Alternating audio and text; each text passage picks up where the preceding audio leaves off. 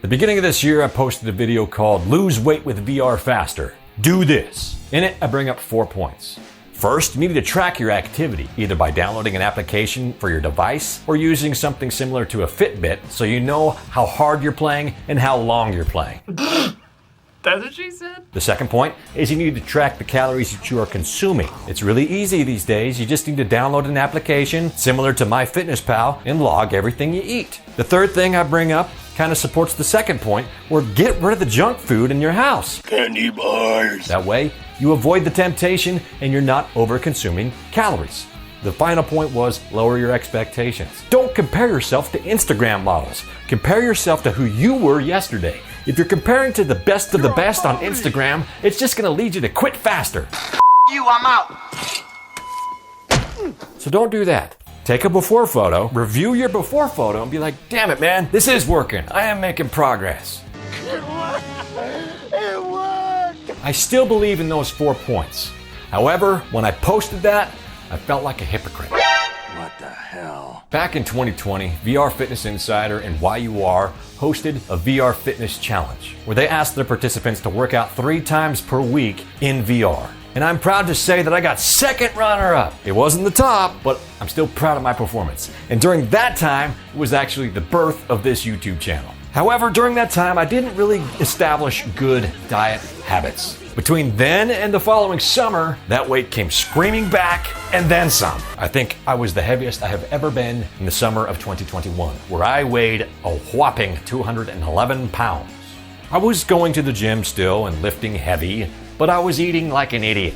I'll call that my dirty bulk phase. A dirty bulk is not the healthiest thing for you to do. God damn it, you must have a goddamn IQ of 160. So this year, I wanted to get back to where I was in 2020, so I decided to do my own personal challenge. And I came up with 2022's VR Fitness Bootcamp, where I decided to use VR as my primary form of exercise. Again, at the beginning, I decided 90 days straight. It's a boot camp. You have to do it every single day. You don't get to go home at a boot camp. Marching up and down the square, not good enough for you, eh? Well, Right, off you go. During this boot camp, I also wanted to check out the top VR fitness games on the Quest 2. What came to mind were Supernatural, Les Mills BodyCombat VR, and FitXR. And on top of that, I was finally able to try a VR fitness game I've always wanted to try ever since VR fitness became a term, and that is Black Box VR, which includes Resistance as its core featured gameplay. I also included my favorite VR games like Beat Saber, Pistol Whip, and Until You Fall, along with some new ones to keep things fresh because all these VR fitness games are pretty similar. And the final thing I wanted to do for my VR fitness bootcamp of 2022 was make a video to showcase my transformation. Back in 2020, I made a Beat Saber mixed reality video featuring Nitro Fun's New Game Plus song. I decided to do the same thing this year, but with a different game, Until You Fall, where at the beginning of it, I weighed 188 pounds, and by the end of the video, I'm 168. So stick around and I'll show you where you can find that video. In the rest of this video, I'm going to just share my thoughts of the top VR fitness games on the Quest 2, Supernatural, Les Mills BodyCombat VR, and FitXR, and give them each an AAR after action review. So without further ado, let's just get right to it and start talking about Supernatural. To get the boot camp going, I subscribed to Supernatural on the Quest 2 for 30 days.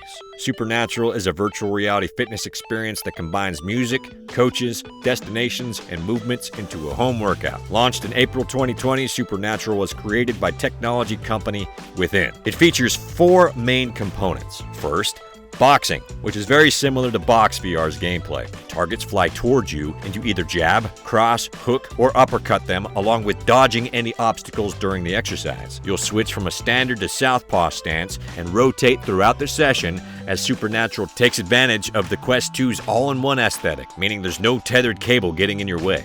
The second feature is Flow, which takes the Beat Saber formula and increases the range of motion required to hit the targets, thus increasing the intensity of the exercise along with the cardiovascular benefit potential. Third, meditations. I didn't do any of these during my boot camp, but I'm sure it's self-explanatory.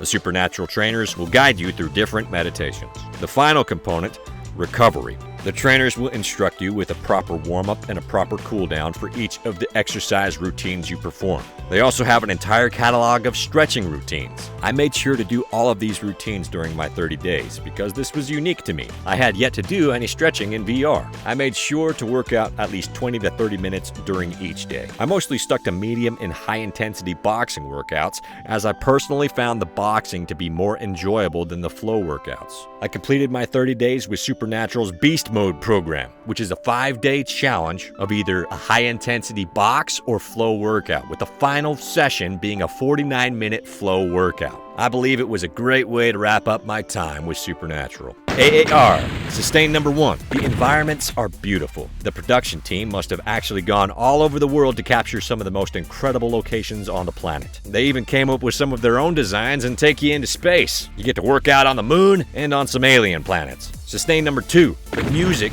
is awesome. They're forking out some serious dough and grabbing licensed music from a wide variety of artists to make the workouts as enjoyable as possible. I got excited several times when I got to box to some of my favorite songs. Sustain number 3. The trainers are all very pleasant and they know what they're talking about. I felt the warm-ups, cool-downs, and stretches to be very informative, and during my time, I was able to learn a couple of new things from them. Improve number 1. The customization is very lacking. I can't create my own playlist. I can't change the colors of the gloves and the bats and the targets. I can't choose the locations I get to work out at. I can't even turn off the dialogue from the trainers. I can turn it down slightly, but then they just sound muffled like the jerks at the movie theater that won't shut up during the show. Shut your traps and stop kicking the seats! Improvement number 2.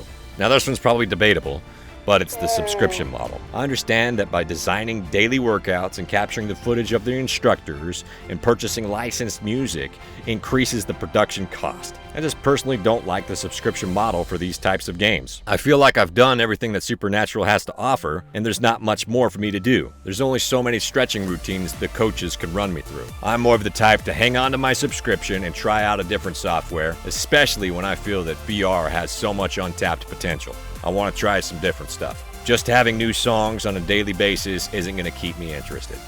Overall, I believe Supernatural was a great place for me to get started in my boot camp. I would recommend it to anyone getting into fitness that own a headset. You're going to learn a lot, you're going to see beautiful locations in VR, and you're going to break a sweat to some great music. Eyes to the sky.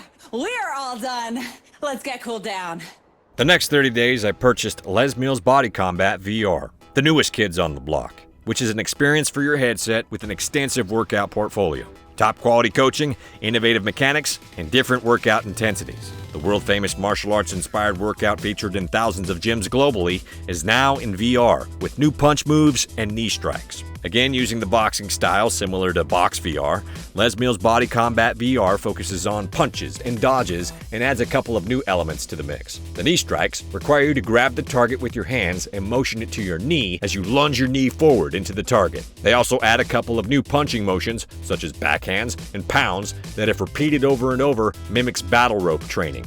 They've also figured out a clever way to simulate speed bag training by keeping your punches high and striking downwards. I'm pretty sure it's only a matter of time before the competition adds these features into their games too. Similar to Supernatural, BodyCombat has coaches to motivate you during your workouts. Coach Rachel and Coach Dan were standouts, and I really had a good time going through BodyCombat VR's catalog with them. My time with BodyCombat VR got off to a rocky start. Early on, I accidentally stubbed my foot against a wall, and I believe it resulted in me breaking a toe. So the knee strikes at first were awkward to implement. But I also recognized early into this 30 days that my stomach was on fire. The knee strikes really opened up my core and utilized some muscles I wasn't engaging during my previous 30 days. At this point of the boot camp, I was also able to showcase the portable capabilities the Quest 2 has. I went on vacation to visit family and celebrate the 4th of July without missing a workout. I just packed up my headset and my fitness center came along with me. AAR, Sustain number 1. The new moves. I've already touched on this a bit, but by adding these new moves, boxing in VR remained fresh and I was happy to continue my boot camp. It woke up my core and also made me feel like a badass ninja. Sustain number 2. Leaderboards. BodyCombat features an active leaderboard during your workouts, which takes other players' previous scores and compares your current performance against them. It also has a clear interface for you to track your own performance so you can set goals and continue to improve. Sustain number 3. The trainers. Coach Dan and Coach Rachel were probably my favorite coaches during this boot camp. They always stayed engaged during the workouts and motivated me all the way through. Improve number 1. repetitive. While Dan and Rachel were great coaches, when the songs repeated themselves, so did Dan and Rachel's instruction. Further into the workout catalog, the workouts are just shuffling the tracks I've already completed in different orders, and the dialogue from the coaches are assigned to those tracks. So some days the coaches were saying the exact same thing over and over, breaking the immersion. Improve number 2, variety.